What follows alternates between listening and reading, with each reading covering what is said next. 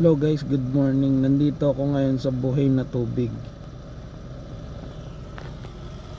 Urban Deca Homes, Hapton. Bali, ito yung lugar na to dito sa Imus, Cavite. Isipin mo naman guys, yung pasahero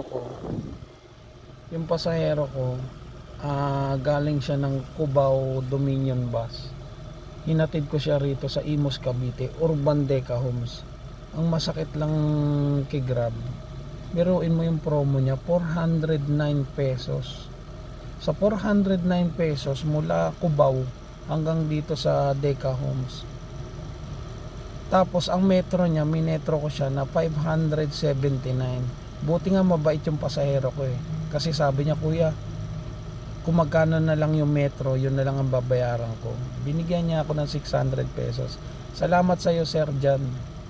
Alam ko nakakaintindi ka at nakakaunawa ka sa bagay na, 'di ba? Kasi kung iisipin natin yung ibang pasahero, pag nakita nila, oh, yan ang lumabas sa Grab, 409.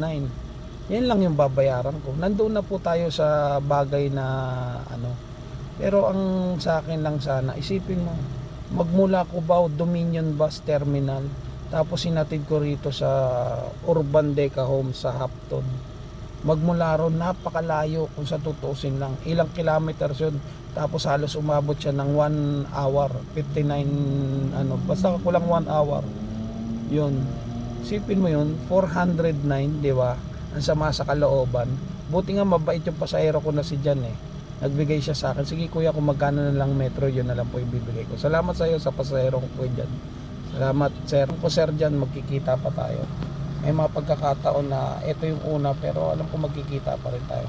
Salamat sa mo, sir dyan. At salamat din ako, nakarating tayo rito at nahihatid kita na maayos at wala naging problema. Salamat po guys. Ito, puputulin ko na yung video ko. Salamat.